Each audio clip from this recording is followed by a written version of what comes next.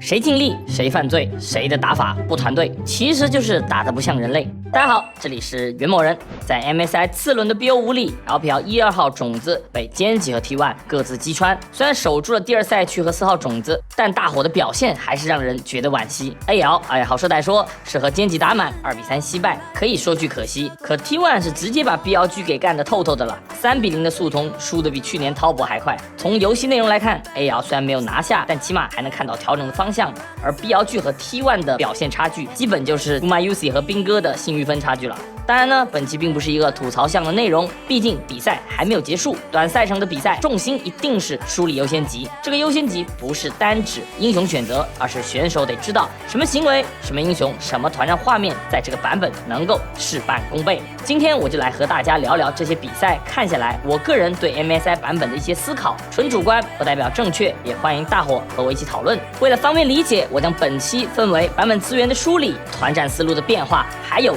野区节奏的影响3个板块。那我们就先从版本资源的梳理开始。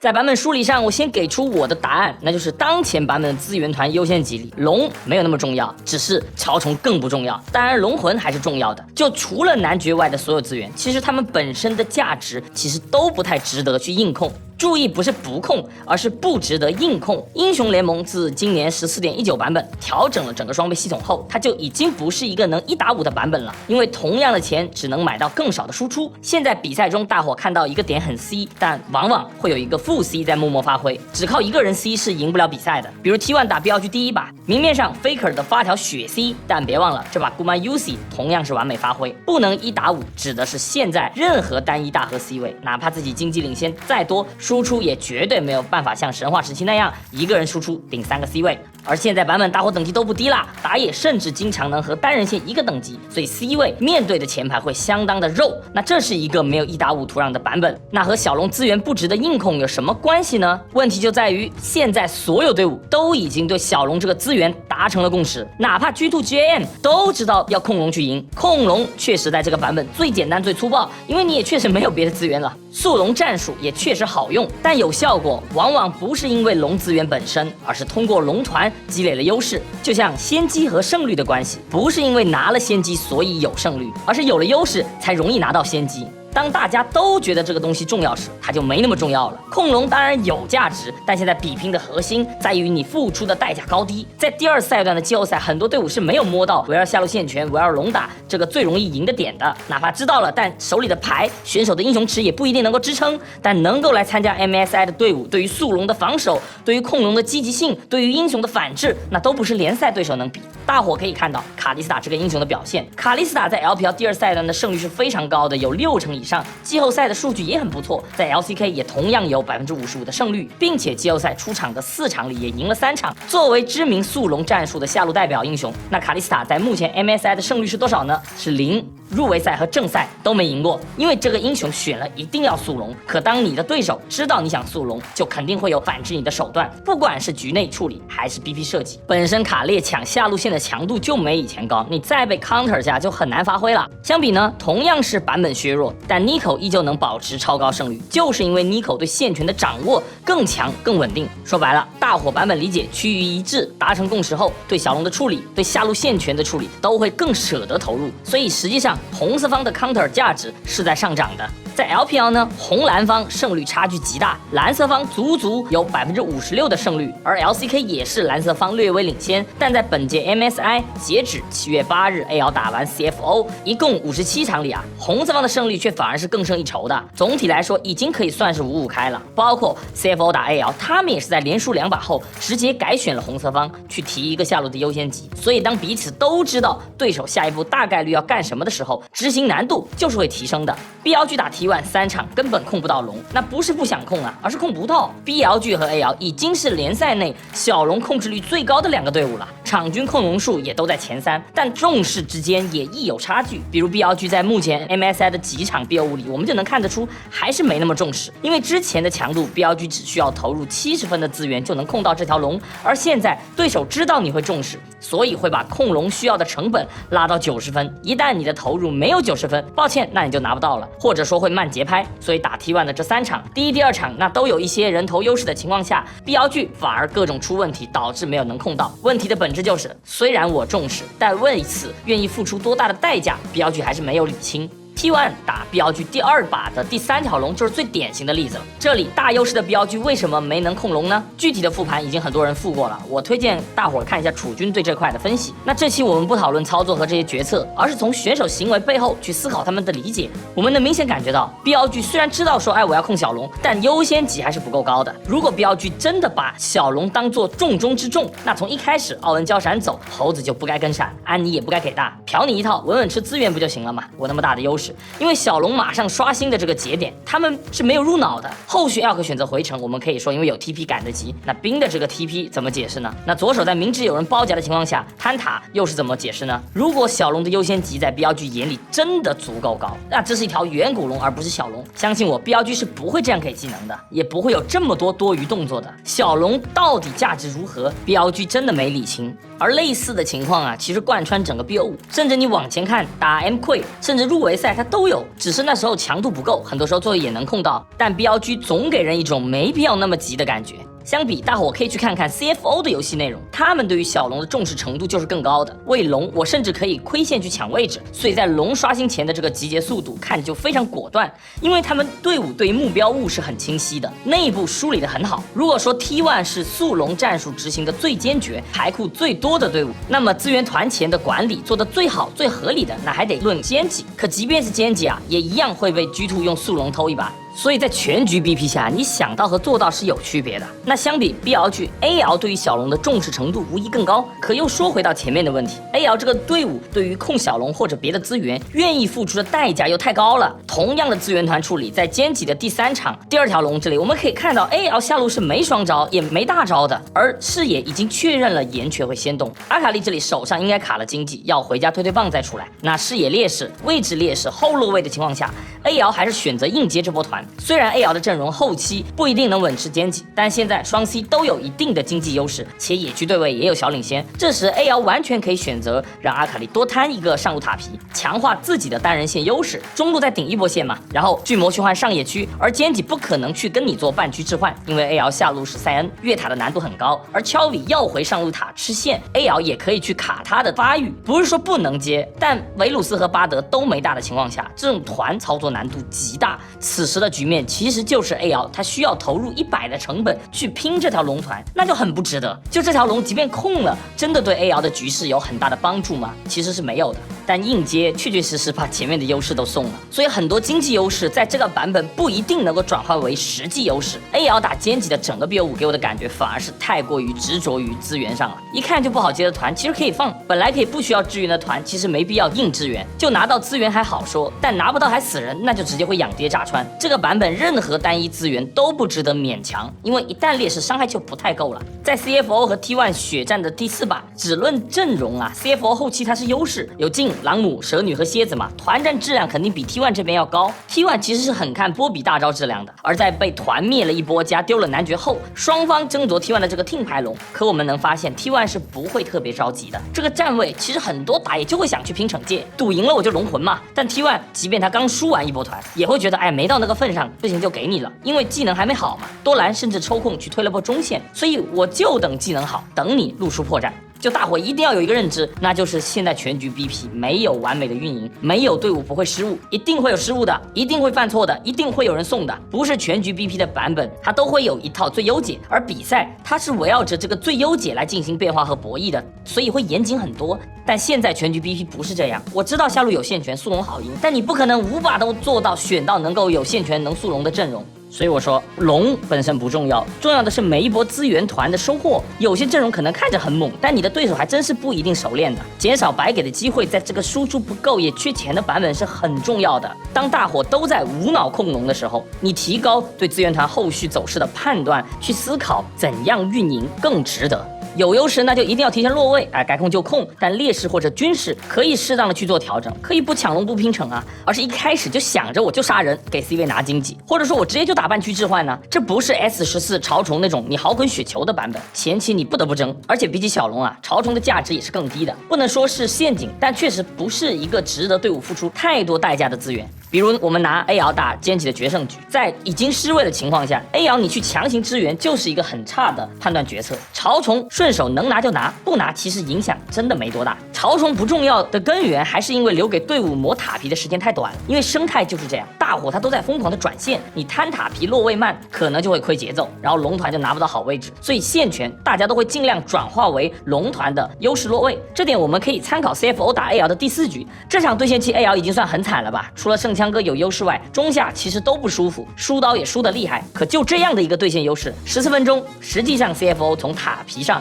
也就拿到了500块钱的额外经济，这个钱还不一定是单分给一个英雄，所以潮虫对于整个比赛的节奏影响其实真的没什么影响，能推的塔也不会因为没有潮虫而推不掉，但因为争潮虫死人，那就确实不太能接受了。所以小龙不那么重要，潮虫更不重要，除非龙魂或者必须争的那种，比如听牌龙这种节奏点，否则我都不认为硬接资源团是对的。其实这点也和当下版本的团战思路有关。今年大伙有没有感觉兵哥的团战处理其实没有去年好？因为最影响 carry 型上单团战质量的版本改动就是 TP 现在真的太慢了，有轨迹，速度又慢，你选手很难靠 TP 去做绕后。前面说了嘛，装备的伤害本身就不太够，那劣势就更不够了，这时就非常需要绕后 TP 去直接越过前排去秒掉 C 位，去创造奇迹。但现在这种奇迹团的根基已经没了，所以优势加先落位的一方团战就是会非常舒服。之前的打野版本解读，为什么我强调打野一定要偏刷？因为有等级你正面才能站得住，而 MSI 上已经证明了团战画面无限倾向于资源团先落位且能直接减员前排的一方。过去先落位虽然有一定的优势，但大概率你能挤过来拼成。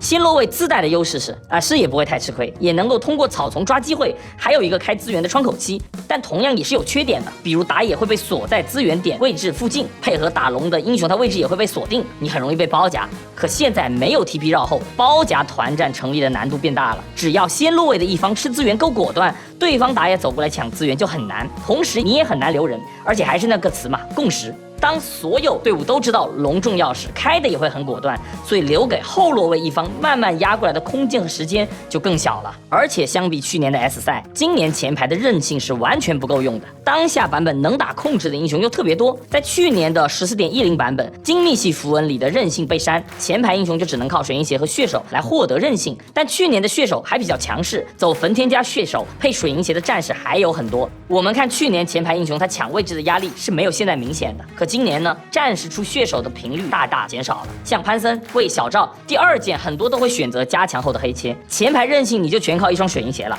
但大家也得知道啊，水银鞋它涨过一轮价格了，过去1100的鞋子现在要1250，涨100块对于鞋子来说真的就很多了。打野容易卡节奏，给的属性又少，从团战角度，只有一个水银鞋你吃了控制真的很难拉开。即便是最肉的坦克，在这个版本其实也不算肉，因为黑切和放学者版本太强势了，而2个破甲都是团队增益，所以这个版本我认为团战最容易出效果的思路就是敲前排，直接切 C 的冲阵当然也有，毕竟全局 BP， 很多时候阵容是没办法。但这个版本最容易打出 EC game 的团战思路就是追求击杀前排，而不是先处理 C 位。这个版本 C 位输出真不算爆，而前排又是一个伪前排，所以前排硬要冲去切后排去秒 C 位，去做后排互换，性价比真不高，切入难度也是比保护难度要大的，因为肉不太住，尤其是资源团后落位缺视野的情况，你要靠战士去打先手切入真的好难。而保排铁桶阵你就盯着前排打，隔断前后排，先把前排给吃掉，对于后续拉开运营还是继续追击，其实都会有一个很好的效果。就当瓦的守江局一样来打，你不要整那么复杂的战术，就抱团补枪嘛。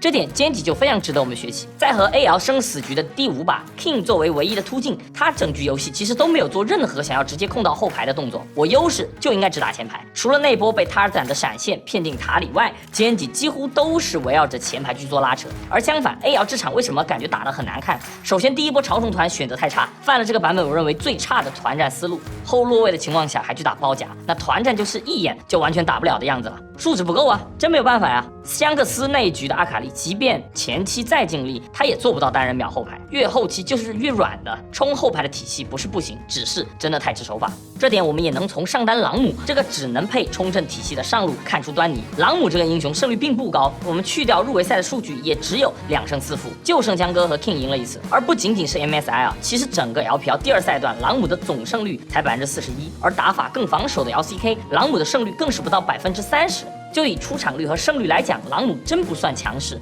我们去看 A 瑶打歼几 King 的那场朗姆，也会发现，即便是歼几是一个切 C 很无脑的阵容，但他们都不会说急着去找 C 位，而是找前排里最脆的打。比如15分钟这波团，朗姆就直接去举巴德了。后面的每一波龙团，歼几都不会说是让朗姆去先手开，而是就白嫖前排，先把 A 瑶的前排打得受不了了，再去处理后续的团战。所以选冲阵切 C 的阵容，你不一定真要切 C。我觉得这种思路的转变是最重要的。我再次重申啊，本期我想聊的不是它能不能用的问题，而是如何能用最简单的思路去完成事半功倍的效果。我的底层逻辑很简单，在这个黑切的破甲加放学者破魔抗泛滥的版本，没有必要去追求冲后排，你前排真没有那么肉。A 瑶打 CFO 那么大的优势，结果一波团战全冲进去就被0换5了呀。就是这个版本，其实大伙真没有多肉，容错有多高，控制和输出是一定要协同好的。像 CFO 这种就打前排的这种体系，就是团战打得很简单无脑。所以总结就是，当整个版本风向大伙都在追求控容的情况下，你资源团当然尽量要追求先落位，而先落位后不要想着切 C 位，而是就追求料理前排。在韧性缺少的环境下，控制激活的价值真的很高。当下先落位的价值，哪怕边线你亏一波兵，都是我觉得值得去抢的。像版本 T0的中单岩雀，现在大招去边线抓人反而少了，倒是配合封地形控龙更多了。包括为了提升控资源的强度，大量的辅助也开始用加强的起风秘籍。所以现在很多战术啊，都是围绕着资源点来做的，也让后落位打野拼成的难度大大增加。这也是我说，你实在没法落位，又不是很紧急，真的干脆放了，你就不要撞进别人的包围圈，真的就很得不偿失。最后我来聊聊我认为本届 MSI 目前最值得讨论的部分，野区变奏。因为对线啊，英雄池这些东西2周你改变不了什么，你也没法说快速的让选手去成长，唯独野区它是一个吃理解的地方，所以我们不妨从好的例子中吸取一些。前面已经反复和大伙讲了，控龙已经是所有队伍的共识，而之前的野区解析我也和大伙聊过，作为一个打野有机会等级持平单人线的版本，即便不是野核英雄也得偏刷，那 gank 线上带节奏解线的很多职责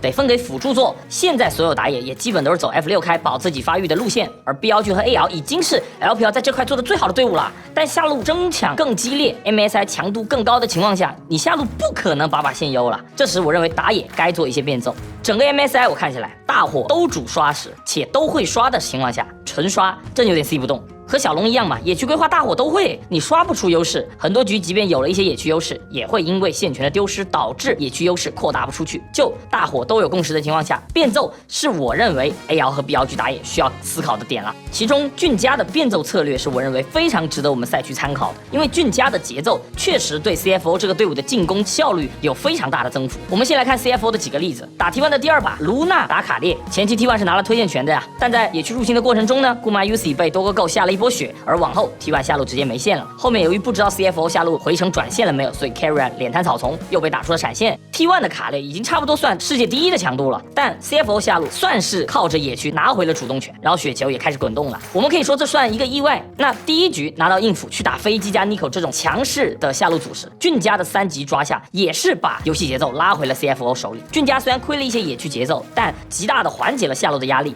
而且后续刷野也只是比赵信晚一些到4级，少了一次回城节奏，5级甚至还是俊家更快升的。所以前期抓人适当抓下对野区影响真不大，你第1轮抓，第2轮再刷就行。帮一波对于线上就不舒服的对局来讲是完全值得的。要知道打的是 Carry 的 Nico 啊，你日女还能游走 ，EZ 的发育也不是很大，真的已经是大成功了。日女打 Nico 不但能游走配合队友做事，到6的时间也没有晚很多，你换之前版本真的不敢想。而像第3局的女警体系那样，我优势直接开局就强换你野区，去给 T1 下路一个换血的压力，更是直接就将下路击穿了。如果说 T1 这把塞纳是因为组合奇葩，那在打 M Queen 的第2把里 ，M Queen 是看到 CFO 拿镜后，直接选用女警加卡尔玛的救济压制组合。那面对这种强势对线 ，CFO 也没有说我用换线去避战，而是先苦一阵，等到第2轮打野来抓。这波当然也和 M Queen 女警体系不够严谨有关。视野部分处理的不好，但即便没有抓出人头，起码也能解线啊，让下路组有空间去回城。还是那句话嘛，全局 BP 教练组不可能什么阵容都能够把防守布置完的，一定会有纰漏的。所以这种环境下，打野前期做些小变奏是很值得的，你中期再刷嘛。而野区的代价仅仅是 M Queen 的盲僧反了一组 F6啊，就算没有人头，其实也不伤节奏。A 瑶打 CFO 的 BO5前2把下路都是靠着 BP 强线权硬抢主动权，确实有效果，但你打更油，基本更好，英雄池更深的对手，这种来硬的就很容易被反操作，所以真得靠打野来做些变化了。前期打野变奏的好处就是让你下路舒服一点，让即便 BP 没办法让下路拿线，也能较为安全的完成第1轮回城。打野野应该利用这个共识去做第5层思考。哎，我大家都偏刷偏速4，所以我突施冷箭。当然不玩打野的朋友可能会有点疑问，哎呀，你这样抓，万一亏发育后面资源控不了了怎么办？那这里给大伙说一个野区公式，大家就知道为什么前期变奏，注意是前期，虽然有影响，但一定不致命。在不算吃河蟹的情况下打野的升级经验分别是1组野升2， 2组野升3，然后3组野升4，同时升5级和升6级都只分别需要3组野。所以在8分钟前一共3轮野怪14组自家野区，即便第1轮没有河蟹，第2轮也被反了1组，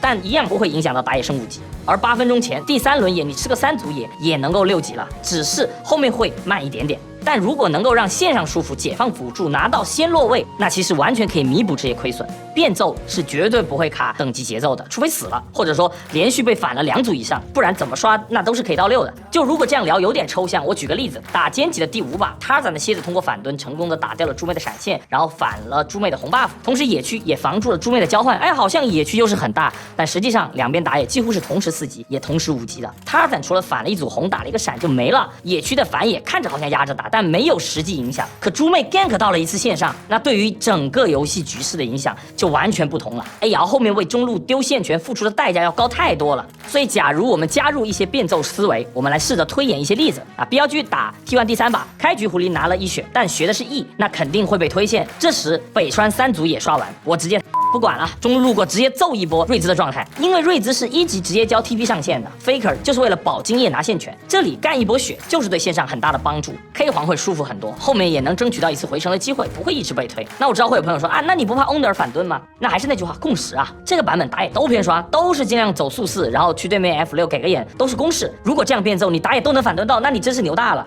前期变奏你不需要追求击杀，而是平衡对线，毕竟帮劣势路不可能尽善尽美的。这样的出击收益和风险相比，我认为完全值得。BLG第3把那么烈，就是因为3路都被压线，然后烂完了。同样 AL 也非常值得去做一点变奏，因为他们的英雄只打 BO5 肯定会有下路拿不到好组合没线的情况，而 Hope 面对世界级 AD 选手，他玩大河会被压，玩有线的团战又不一定有用，就死循环嘛。最好的办法其实就是选能 C 的 AD， 但不能输太多线，那怎么办？肯定还是要靠打野照顾啊。这点 CFO 这个队是有很好案例的，他们打 M 亏的最后一把掏出了厄斐琉斯，本身厄斐琉斯打卡列前期厄斐琉斯有通臂就比较舒服，而 CFO 就是无限放大第1轮的优势，在卡列等级起来以后，其实厄斐琉斯是很容易被针对的，但 CFO 就是我下野优势直接换野区入侵，然后给厄斐琉斯无限压你卡莉斯塔，也靠着下路线权没压力的吃到第1条龙，然后就一直进入转线，节奏就是一直很舒服了，卡列完全找不到打架的机会。我为什么一直提 CFO， 就是因为我觉得他们打架不是最强，英雄池也不是最深，但节奏确实看着很舒服的一个队伍，哪怕 BP 劣势，他们也有自己的处理，能够达到这样的协同，一定是他们在版本上有值得学习的东西。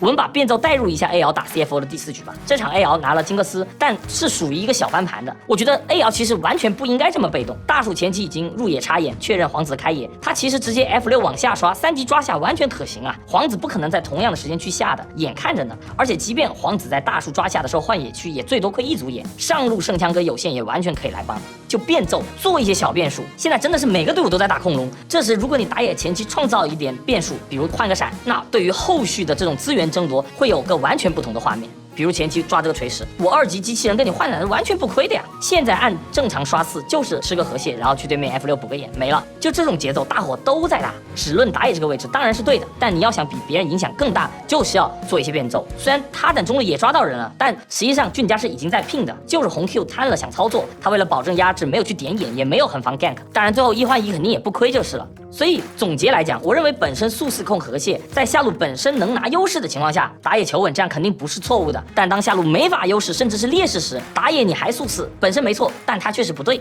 在这个版本大家都会这么发育的情况下，下路劣势打野就会被影响，而资源团有线权带来的先落位带来的版本影响，前面也说了很多了，所以该变奏还是要变奏了。具体怎么抓3级还是4级，我觉得就得看具体阵容去设计了。不是之前的版本打法不对，而是 MSI 强度理解都上来以后，大伙达成新的共识后，需要新的变量。那目前我个人对版本的理解也就这么多了，可能看完后面前几打 T1 的圣子组决赛，他们会有新的理解。如果有需要打补丁的地方，我会再更一期。那 AL 和 BLG 虽然没能第1轮战胜 LCK 的强敌，但我觉得起码第2赛区两队还是守住了，4号种子也争取到了。虽然有点难看的画面，但蠕动也蠕动到这儿了，还是希望不管最后谁赢，后面面对 LCK 都能够打出自己的风采吧。那 LPL 继续加油。那我是袁某人，我们下期再见，拜拜。